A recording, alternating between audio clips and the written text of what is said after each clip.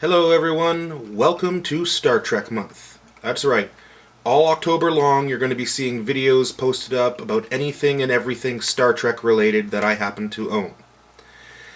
So, where are we going to start off with first? Well, there's a lot of films out in this franchise, so I figure let's start off with the Star Trek films in my own personal order of which ones I like to, or which ones I don't like to which ones I do like. So we're going to start with the worst, and we're going to end up in the best. I'm sure this list is going to differ from other people.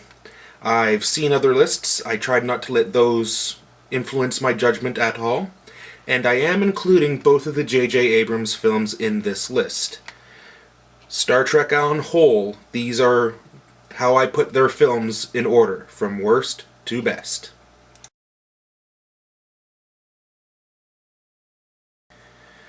Okay, coming in at number 12, The Final Frontier. This directorial outing by William Shatner. Wow, I remember watching this a lot when I was a kid. I used to find it funny when I was a kid, the whole let's have Klingons chasing the Enterprise crew around, yay! But this was at a point before I saw Next Generation, the series, and before I actually really let my my horizons broaden when it came to what I liked in movies. And reviewing it now, Final Frontier it doesn't stack up as well as it used to. Yes, there are a few funny moments. There certainly are. In fact, this is one of the few Star Trek films when you can see James Doohan's missing finger. He has a part missing off of his ring finger. And when he grabs the food ration bag from Uhura, that's where you can see it. Take a look at it. You can clearly see he's missing part of his ring finger there. You do get some of the quirky side moments. You get a lot of scenes that really, really do nothing for the overall arcing story. I don't particularly like Sybok. I don't find him that much of a threat to the Enterprise crew. The Enterprise never seemed really the crew never really seems to kick into action. It's like they spend the entire movie on shore leave. Sure, your shore leave was interrupted, but, give me something a little more. It's not what I've come to expect from Star Trek. I don't know, I'm going to end this here. Final Frontier, definitely my most hated of all the Star Trek films.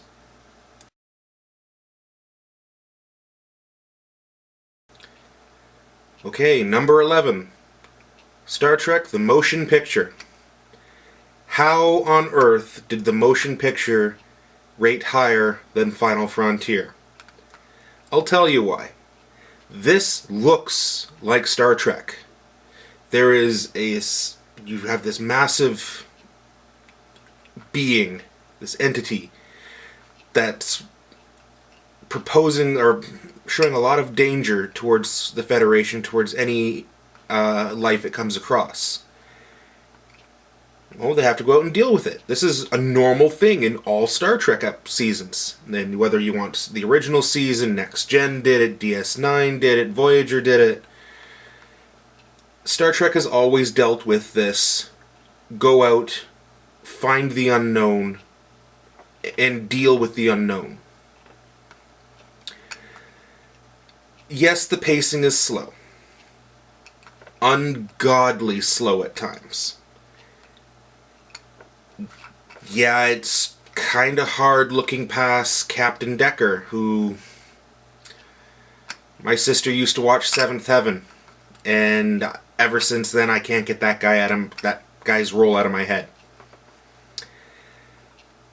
But overall, as a Star Trek story, Motion Picture did a really good job. It deserves a little more credit than what it's been given.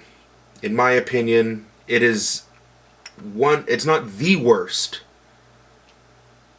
but it is not that great compared to all the other Star Treks. But it's not the worst.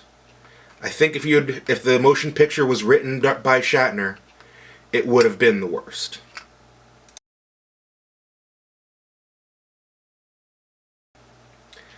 Number 10. Star Trek Insurrection. This story just sucks. Like, it's a story we've heard so many times. And I'm sorry, Picard, you're acting so pissed off that Starfleet is doing something like this. You did it twice. In the Next Generation, you pulled this stunt twice. Once when it was Worf's brother that you were helping, and second when it was a group of Native Americans. I don't get your complaining about this. The dialogue is too comical to stomach, even at times. It's not good. And the whole let's never, ever, ever explain how you can slow down and live in the moment. You know, magic doesn't exist in Star Trek. Explain this crap.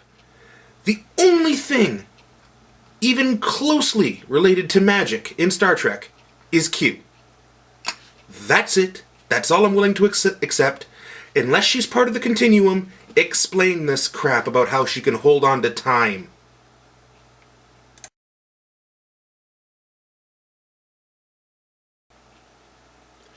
Number 9. Star Trek Nemesis. A lot of the points of this movie I am okay with.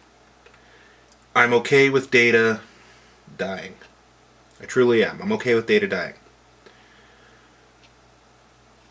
The wedding at the beginning. It's a good way to start it up. The whole battle and debate between Shinzon and Picard, that Picard would have become Shinzon if he had to live Shinzon's life. That was an interesting story. I did like it.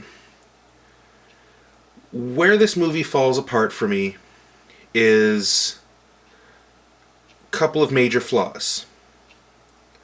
And it's not so much flaws in the story, it's flaws that they pulled me out of the movie.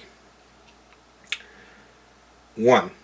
The overexposure on the scenes on the planet when where do they find B4? Someone smacked that director of photography. It looked like he just forgot to put a filter on or something. It was way too harsh, too hard to see. It changed the skin tones. It changed the whole look and feel of the picture. Sure, if you want to do harsh lighting, you can do that without making it look like crap. And I'm sorry, in my opinion, it looked like crap. I did not like that scene at all. Flying the ship, the little fighter ship, through the corridors of the giant vessel. Boo. Didn't like that scene at all. Data it looked like the emotion chip was locked permanently on. Data he was weird. He was weirder than he's ever been. All the little personal looks and strange, like, one eye's off to the camera. It was too weird for me.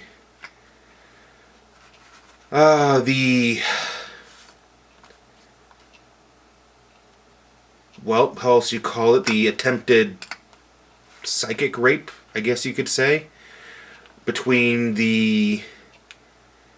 Troy and Shinzon's number 1 Reman. That was a pain in the butt. I didn't like that. The whole reason as to why Data couldn't leave.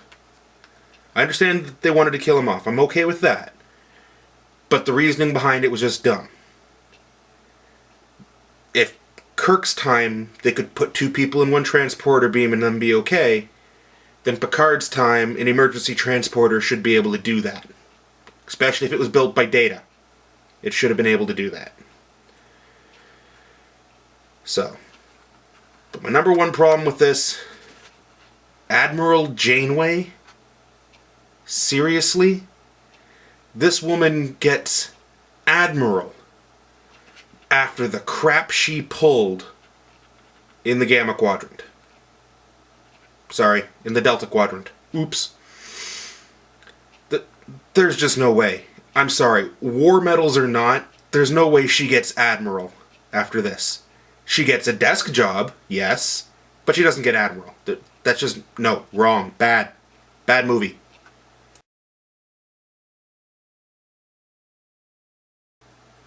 Okay, coming in at number 8. Star Trek Generations.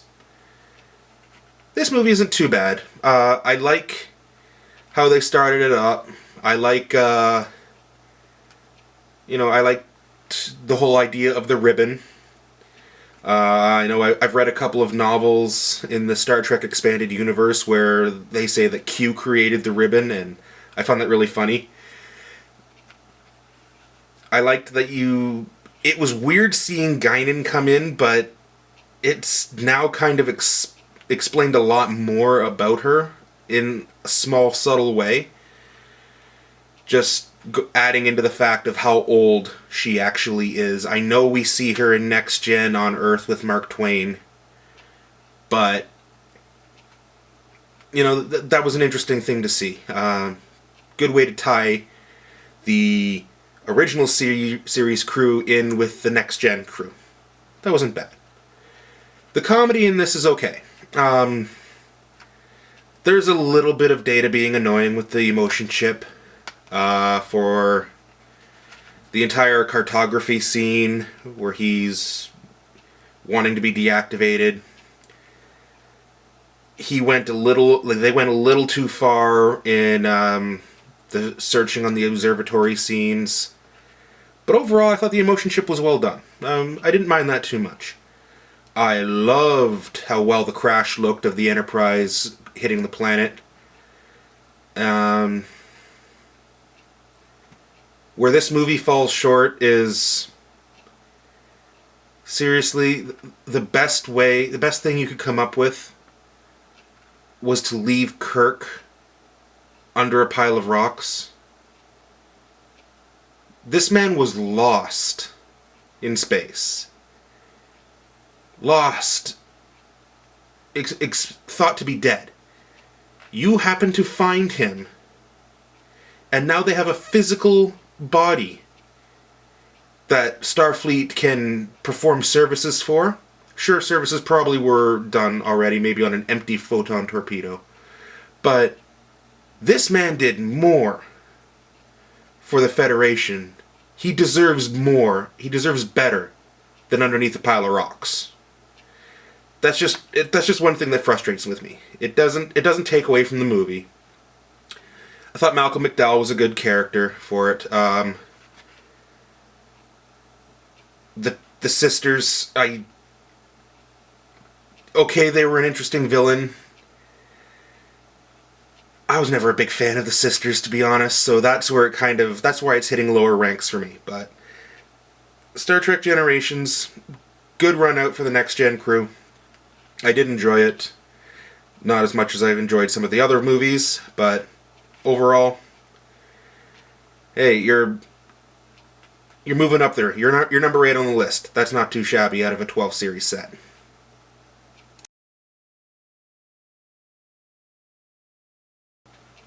Alright, coming in at number 7. Star Trek IV, The Voyage Home. Interesting story about this. For some reason, this is the first of the Star Trek movies that I remember watching as a kid. My dad had the poster up in his room. I always saw the poster, and just that image of the bird of prey diving underneath the San Francisco Bridge. I wanted to see why was there a bird of prey on on Earth. Like, weren't they enemies during Kirk's time? Why? Why is this happening? So I pulled it off the shelf, put it on, and I watched it. And didn't I get cursed with another Seventh Heaven star? I hate that show. Onto the movie, though. Comedy was great in this. Nuclear Vessels, not bad. My absolute favorite of all is, "Hello, computer." Sorry. That was great. I enjoyed that scene. I like the whole almost Benny Hill style of getting Chekhov out of the hospital. That was pretty cool. It worked. The movie worked for me. I found myself being completely confused in the beginning. I'm like, why are they on Vulcan? Why do they have a Klingon vessel? What is going on here? So that made me go back and watch the rest of them. And it's honestly, I think it's this movie that really started me enjoying the original series. So, congratulations, Voyage Home. Leonard Nimoy, you did a great job. You're the reason why I stuck around and, wanted to learn more of the original series, wanted to get to know these characters. And, to clarify the questions right now, my favorite characters from the original series: Scotty, Sulu, and Bones. Those are my favorite.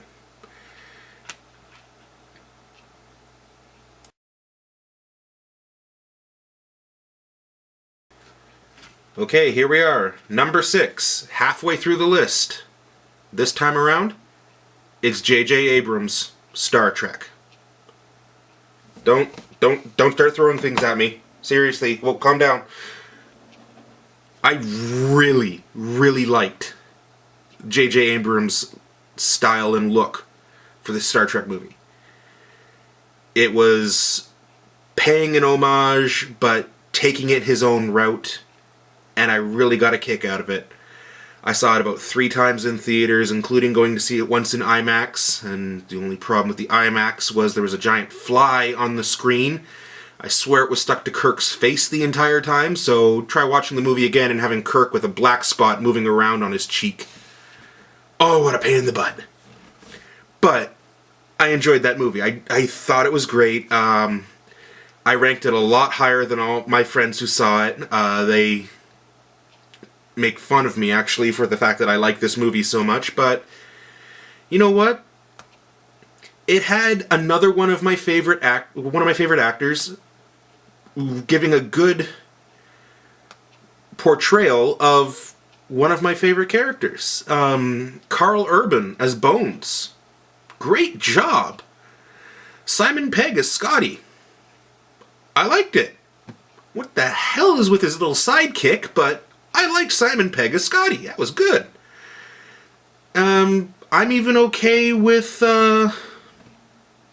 sorry I can't say his name or think of his name right now, but I'm even okay with, Sulu and Chekhov. They're fine. Anton Yelchin did a fine job for me as Chekhov. He seemed to be kind of more mimicking Chekhov than trying to take it his own route, but you know what?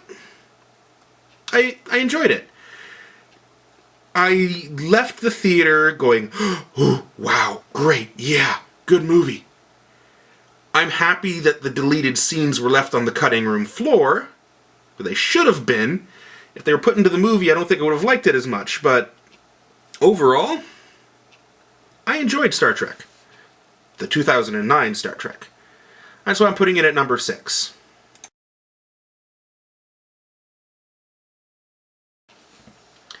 Number 5. Starting off our top 5 here with The Search for Spock. I like so much this whole story of the Enterprise crew willing to do anything possible, anything necessary to help Spock. They all know from the very beginning that they're going to be facing court-martial for this. And they do it anyway. I love it. I love this story. Okay, Christopher Lloyd as a Klingon was weird. He does a good job, but it's still kind of weird. The Genesis planet was odd.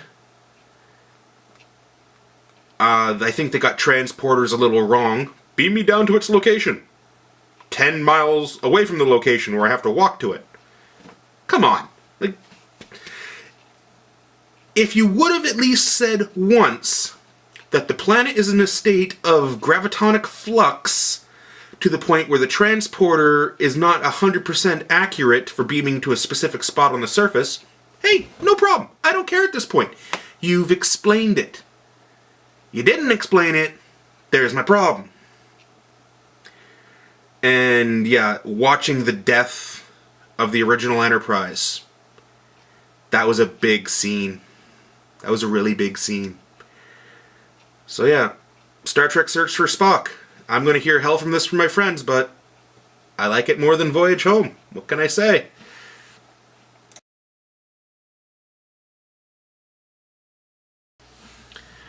Alright, number 4. I kind of feel like I need a shield for this one. Coming in at number 4 is Star Trek Into Darkness. Wow. I knew from the get-go that this movie was going to be... Well, not from the get-go. I honestly thought that this would be the one instance of, you know, one of the other Starfleet officers going crazy, because there is in the original series, one of the officers gets some type of superpower, and that causes a lot of problems. So I originally thought this character, Burton Cumberbatch, was going to be playing this character. Sorry, Benedict Cumberbatch. I'm saying his name wrong, I'm butchering it, I'm sorry. I thought he was going to be playing, you know, the character with the psychic powers, but he wasn't. What gave it away for me, the instant giveaway, was, hello, my name is Carol Marcus. Light bulb immediately goes on in my head, oh, they're doing Wrath of Khan. Because I've watched Wrath of Khan a lot. And if you're bringing in Carol Marcus, you either have to have a really good idea for bringing her in and not making it the Wrath of Khan storyline, or not.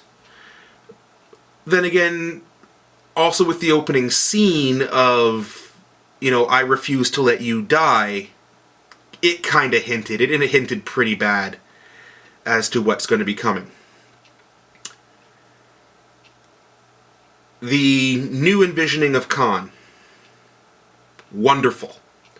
I am so happy they did not try to mimic the original Khan.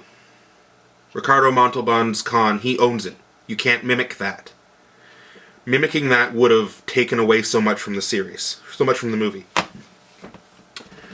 So the fact that they made him a new Khan with a new spin, that was, I liked that. I really did like it. A lot of people complaining about you didn't need to see Carol Marcus in her underwear. Sure, you didn't. Kirk's a man whore. He would look. I'm sorry. Flat out. Kirk would have looked. And it's important to that sets up a little bit of the fact that these two are going to have a relationship later on down the line. Getting all these new Star Trek fans into the fact of, hello, this is going to be the mother of Kirk's son. Kind of needed to happen. My only problem with this movie is Admiral Marcus. I'm sorry. From the moment his face came on that screen, I was like, please, I know you from something. And then he started to talk. Here.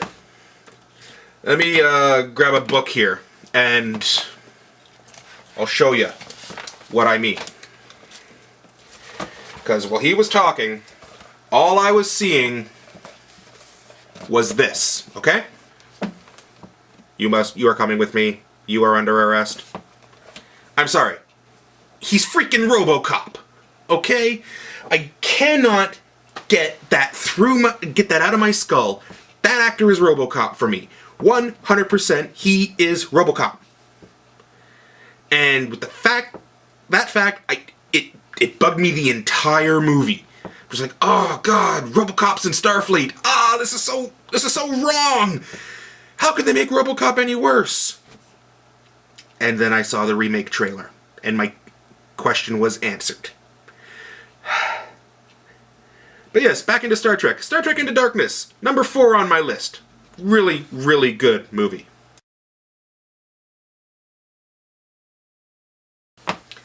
Here we go. Top 3. There's only 3 movies left. For those of you who've been counting and following along, in which order am I going to put them? Number 3, we have Star Trek VI, The Undiscovered Country. I like the story that was put out in this. I like the whole, we have to try and find what went on, find this invisible bird of prey that was causing all the damage. I like the fact that, you know, there's nothing I don't like about this movie. It was a really well done story. The characters portrayed themselves fantastically. Okay, my only issue with the movie is Michael Dorn as the lawyer. Okay, did you have to have him named Worf? Seriously? Like, is this supposed to be his grandfather or something? Come on. Nice little cameo, but that didn't need to be there. Everything else about the movie, enemies working together to try and keep a war going, but I can see the reasonings behind it, and the reasonings were all well explained behind it. General Chang quoting Shakespeare, I thought that was hilarious. I really did. Along with just some of the small lines. My favorite line being, Chekhov, have we fired any torpedoes? Only the one inside of my head. That's why Romulan ale is illegal, folks. Totally why it's illegal. But, you know, I liked it. I liked Undiscovered Country. It was, for at the time, with it being the supposed last of the original series cast, I'm not counting the short bit that they did in Generations, but for a movie to send off the last series group, good job. Really, really well done movie. Well put together story. I liked it. And this is this movie itself, Undiscovered Country, is the reason why I'm happy the deleted scene stayed on the cutting room floor for Star Trek, the J.J. Abrams version.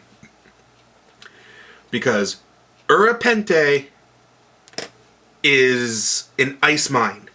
That's it. Urapente is not the forge frickin' thing, whatever it was, for the other people.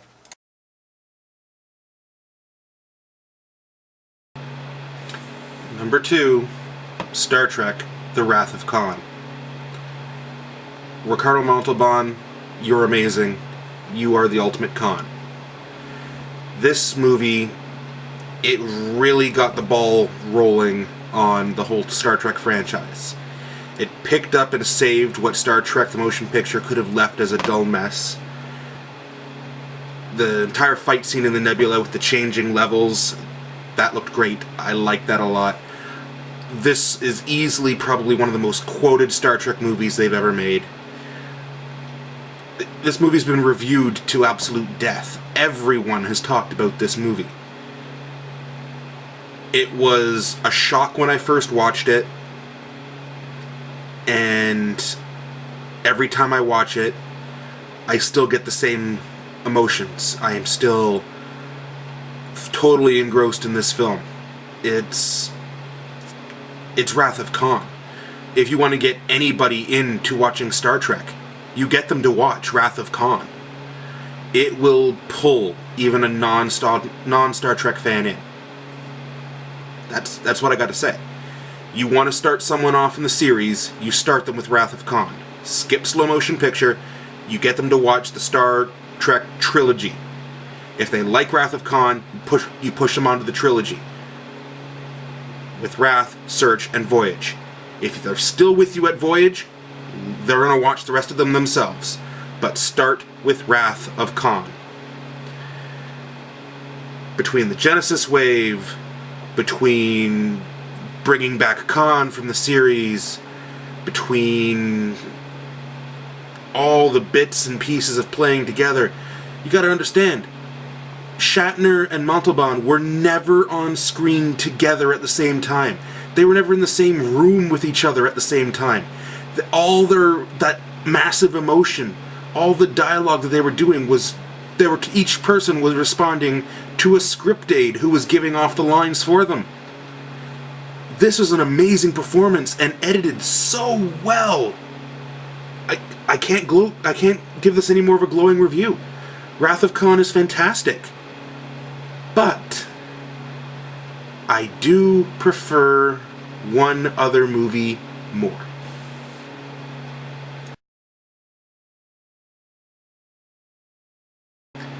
Here we are at the end. Star Trek First Contact. And it's my first favorite of the Star Treks. The founding of the Phoenix. Wow. The characters in this were funny, but they weren't overly funny. It was just the right amount of awesomeness. And you brought back my favorite enemy as well. I'm sorry. What is that scream? It's the Borg. Hello. Here, let me stick my head in front of it. Does that not look like a recharge station to anybody? Yeah, that's what I thought. Borg. Borg are some of the best villains that Star Trek has ever seen. And this movie was amazing. Between what the Queen was trying to do, Picard totally telling Starfleet to go screw themselves and rushing in to stop the invasion at Wolf 359. Great.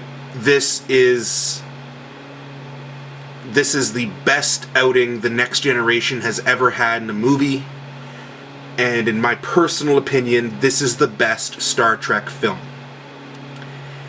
From the beginning to the end, not only does this feel like Star Trek, it breaks it up with a little bit of levity, because it's a serious situation going on. But you get that little bit of levity that brings it so much more joy. I love the fact that they brought Robert Picardo in for the holographic Doctor. I love Crusher specifically stating that she swore she would never use one, and that he gets to be used as a doorstop. Great. Did anybody else notice that when they go into the holodeck and to the little novel that Picard goes to a lot to try and stop the Borg, that the doorman was Neelix? What can I say? Cameos in this were great. I love this movie. And hey, you got Star Trek with Magic Carpet Ride playing. How can you beat that? You can't. This movie, the best Star Trek movie they made. My personal opinion, but this is the best. Stick with us as we continue on through Star Trek month. Take care, everyone. Live long and prosper.